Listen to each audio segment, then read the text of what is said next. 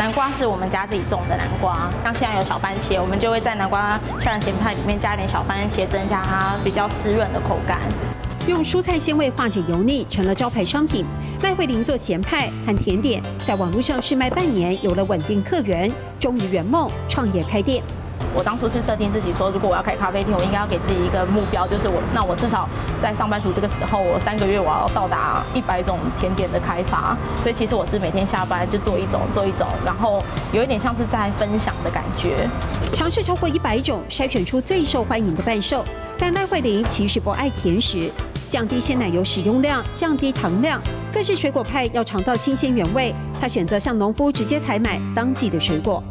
我们现在排2天一次，直接寄2箱。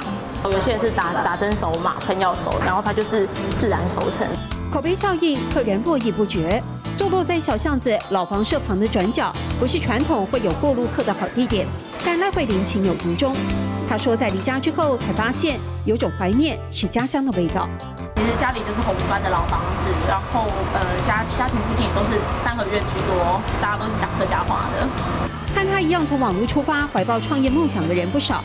有了事业基地的赖慧玲，不吝啬在店里提供免费展售的空间。有时候我会思考说，那我能够帮些什么？虽然现在还是很渺小，可是我觉得，我们应该也可以帮他做些什么。幼力熊处于班心，有梦就去追啊！这是海陆腔。之前我们说，幼力熊出去完成，大标出会实现，努力就会实现。开业4个月就回本，激励了28岁的赖慧玲。要完成的不只是100种味道，也想尽自己的力量助人利他。一起练练看，要多练习哦。有理想手去完成，大标就会实现。有理想手去完成，大标就会实现。谢谢宗仪老师。